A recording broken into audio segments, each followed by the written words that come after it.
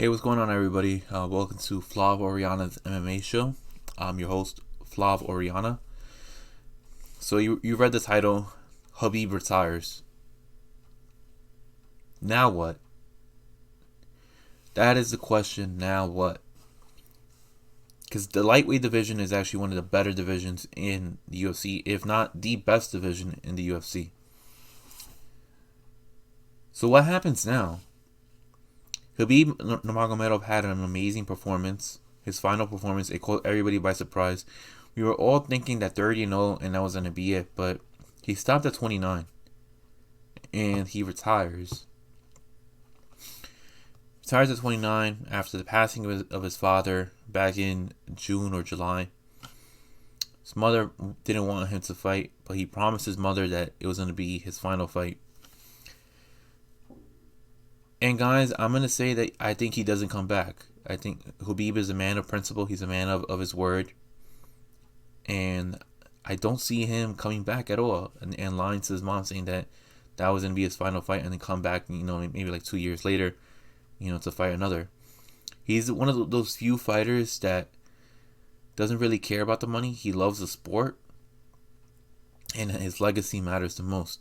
The fact that he was able to walk away with that zero on the right side of his record, being 29-0, I think that means so much to him. And he wanted to make sure that the fact that he knew he was going to walk into that octagon, that being his final fight, and nobody else knew outside of his mom. He went out with a great performance, but now the lightweight division is going to have a vacant title. And there's tons of options to go forward with this. So what happens now? You have Justin Gaethje, who was the interim champion. You have Tony Ferguson, who, I'm sorry, but man, if anybody's suffering, not suffering, but if anybody lost out on Khabib's retirement, it was Tony Ferguson. That was the one fight that got away. There was a beautiful picture, there was a beautiful painting that was all over the internet, and it showed Khabib Nurmagomedov walking into the sunset. And what's it called? I think it was. I know it was Conor for sure, but I'm not sure if it was Justin Gaethje or Dustin Poirier that was pulling Tony Ferguson back. But this Tony Ferguson, I said Justin Gaethje, Tony Ferguson, Conor McGregor, and Dustin Poirier are going to be fighting in January. You still got Michael Chandler, who still has yet to make his UFC debut. They made a great promo, so it looks like the UFC are going to really try to push forward with him. And you have Dan Hooker and Charles Oliveira. So you have tons of options to play with, like I just named it right now. Gaethje, Poirier, McGregor, Ferguson, Chandler, Hooker, Oliveira. Those are 7 of those guys. I mean, you could discount Oliveira if you want to, but Oliveira, this guy has tons of talent. His submission game is off the charts. I just felt like he should be, included with that mix. I was gonna say UFC doesn't like to do tournaments. I think this would be a great time for them to do a tournament, but that's in the more unrealistic category. I'm gonna say that I wouldn't be surprised if Conor McGregor versus Dustin Poirier is going to be for the lightweight title.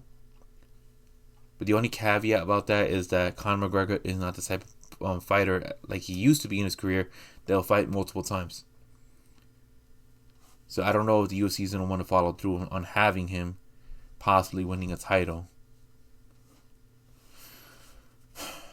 Or do they scratch that out? Do they scratch that bout out and they put Dustin Poirier versus Justin Gaethje, which could be the bigger of the two fights, and have Tony Ferguson and Conor McGregor fight? Considering that Conor, he beat Donald Cerrone, which to me it was a joke. It was a complete joke. And Tony Ferguson got the break speed off of him by Justin Gaethje back in May. So you have those two options right there. But what do you do with Michael Chandler?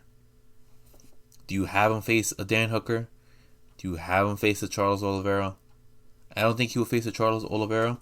I think the media seems to be, leaning towards him fighting Tony Ferguson. So this is what I'm going to do for you. I think the way that the UFC should honestly do it, the winner between Ferguson and Michael Chandler should face Justin Gaethje for the vacant title. Since Justin Gaethje was the interim champ, you still have that matchup between Dustin Poirier and Conor McGregor back on January 23rd. I would try to do Michael Chandler and Tony Ferguson in December. Now that I know that there is no Khabib Nurmagomedov in that division anymore, so I'm thinking have that as an option. Have the winner between Chandler and Ferguson fight Gaethje most likely in March, if anything like that. Should give whoever ends up losing that matchup or whatever winning that matchup tons of time to heal up and then move into March. And then the winner of whatever Gaethje and his opponent will face the winner between Conor and Dustin. There's tons of options. And then you could have, Hooker versus Oliveira. There's tons of options to play with. Look, the lightweight division looks great at this point. There's you don't have a dominant champion that's gonna not hold on to the throne as long as Khabib did. I mean, Khabib really didn't hold the throne for that long. I mean, he was a champion since April 2018 when he ended up beating Al Iaquinta. And it was Iaquinta or Iaquinta. I mean, Al Iaquinta ended up having a interview with Ariel Helwani not that long ago, and he feels like it's pronounced that way, so I'm gonna go with Al Iaquinta. But yeah, lightweight division is looking really, really good. I mean, that's one of the better divisions in the entire UFC roster, in the entire UFC. I'm looking forward to seeing what's gonna happen now that Khabib's not there. There's tons of options to play with. I wonder, what's in that matchmaking meeting between Dana, McMaynard, and Sean Shelby at this point. But that covers it all for what's going to happen now for the lightweight division. Yes, Khabib Nurmagomedov retires. Doubt he comes back. I doubt we see an appearance from him anytime soon. If we do see an appearance from him, it's most likely he's gonna be a corner man for Islam. Islam is I think in the top 10 right now in the lightweight division. But yeah, congratulations Khabib on an amazing career. You accomplished everything that you wanted to, and hope you're gonna enjoy your retirement. But as for all these other fighters, it's a golden moment.